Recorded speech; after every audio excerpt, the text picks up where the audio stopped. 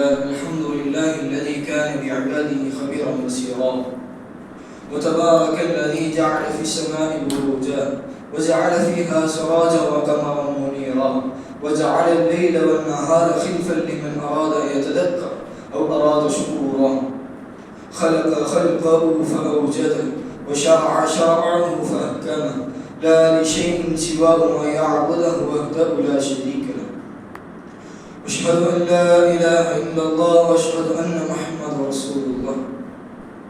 فقد قال الله سبحانه وتعالى في القرآن الكريم مذبذبين بين ذلك، وقال أيضا ولا إله هؤلاء ولا إله هؤلاء، وقال أيضا إذا قاموا إلى صلاة قاموا كسالى. صدق الله العظيم.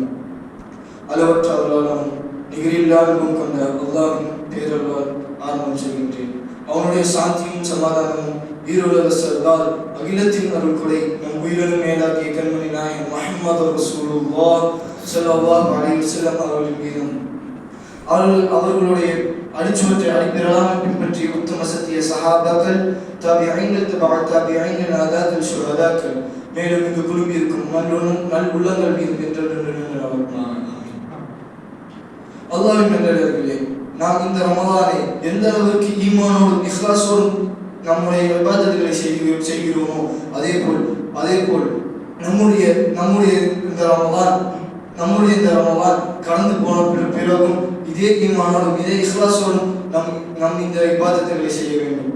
ஏனென்றால் அல்லாஹ் சுப்ஹானஹு வ தஆலா கூறுகிறார், முதபதபீன பைன ذلك, அதிலும் இதுமாக இருப்பார்கள் என்று கூறுகிறார். நம் ரமலான் வந்தால் ஈமானோடும் இஹ்லாஸோடும் இருக்கிறோம். ஆனால் ரமலான் முடிந்த பிறகு, மேலும் சொல்லப்போனால் இந்த ரமலானுடைய ஈதுல் ஃபித்ர் முடிந்த இந்த தொழுகை முடிந்த பிறகு நம்முடைய எல்லா அமல்களும் அப்படி நின்றுகிறது. மேலும் சொல்லப்போனால் நம்முடைய அந்த ஈதனுடைய தொழுகை என்று தொழுகாத எத்தனையோ முஸ்லிம்கள் இருக்கிறார்கள். இதை போல் இருக்கிறார்கள். இது முனாஃபிக்குடைய தன்மை. ஒரு சூழலில் ஒருபாடு இருப்பார்கள், இன்னொரு சூழ்நிலையில் ஒருபாடு இருப்பார்கள்.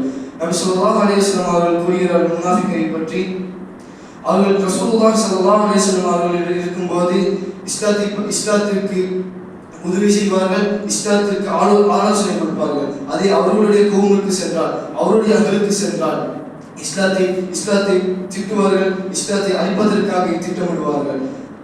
நபி ஸல்லல்லாஹு அலைஹி வஸல்லம் இதை கூறுகிறார். இதையொட்டி இதே பாபிலே ஹம்தலா ரலியல்லாஹு அன்ஹு அவர்கள் அறிவிக்கிறார்கள், நான் அபூபக்கரை சந்தித்தேன், அபூபக்கர் என்னிடம் நலம் விசாரித்தார்கள். அப்ப நான் சொன்னேன், யா அபா பக்கர் நாஃபக ஹம்தலா, யா அபூபக்கரே, நான் ஹம்தலாவாகிய நான் முனாஃபிக்காகி விட்டேன் என்று கூறினார்கள். யா ஹம்தலா, எதற்காக சொல்கிறேன் என்று கேட்ட பொழுது ஹம்தலா சொன்னார், நான் ரசூலுல்லாஹி ஸல்லல்லாஹு அலைஹி வஸல்லம் அவர்களிடம் இருக்கும் பொழுது அவர்கள் சொர்க்கம் நரகம் அதை பற்றி பேசும் பொழுது என் கண்ணால் நான் சொர்க்கத்தை உணர்கிறேன் என்று சொன்னார்கள். ஆனால் நான் மனைவி மக்கள் வியாபாரம் என்று சென்றால் அல்லாஹ்வும் ரசூலும் எந்த ஞாபகமும் இருக்க மாட்டேங்கிறது என்று சொன்னார்கள். இது முனாஃபிக்குடைய தன்மை அல்லவா, நான் முனாஃபிக் ஆகிவிட்டேன் என்று சொன்னார்கள். அதற்கு அபூபக்கர் ரலியல்லாஹு அன்ஹு வருத்தத்தோடு சொன்னார்கள், யா ஹம்தலா, இதேதான் நாங்களும் உணர்கிறோம் என்று சொன்னார்கள். இருவரும் நபி ஸல்லல்லாஹு அலைஹி வஸல்லம் அவர்களிடம் சென்று இதே சம்பவத்தை சொன்னார்கள். நபி ஸல்லல்லாஹு அலைஹி வஸல்லம் அவர்கள் என்ன தெரியுமா சொல்றாங்க, வல்லாஹி நஃப்ஸி பியதிஹி, அல்லாஹ்வின் ஆணையாக என் உயிர் எவன் கைவசம் இருக்கிறதோ அவன் மீது ஆணையாக சொல்கிறேன், எவன் என்னோடு இருக்கும்போது எந்த இஹ்லாஸோடு இருக்கிறானோ, எந்த ஈமானோடு இருக்கிறானோ, அதே போல் என்னை விட்டு பிரியும் போது அதே ஈமானோடு இஹ்லாஸோடு இருந்தால் மலாயிக்மார்கள் சூழ்ந்து கொண்டிருப்பார்கள். எப்படிப்பட்டது என்றால் ஃபீ தரீகிஹி வ ஃபீ ஃபிராஷிஹி, அவர் அந்த மனிதனுடைய பாதையிலும் அந்த மனிதனுடைய விரிப்பிலும் இருக்கிறார் என்று சொன்னார். மலாயிக்மார்கள் சூழ்ந்திருப்பார்கள் என்று சொல்றார்.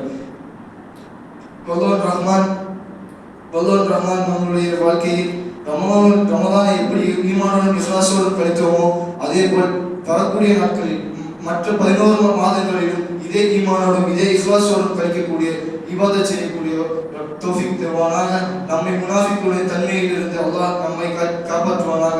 நம்மை முஸ்லிம்களாகவும் முஃமின்களாகவும் மௌத்தாக்க செய்வானாக. அல்ஹம்துலில்லாஹி ரப்பில் ஆலமீன். அஸ்ஸலாமு அலைக்கும்.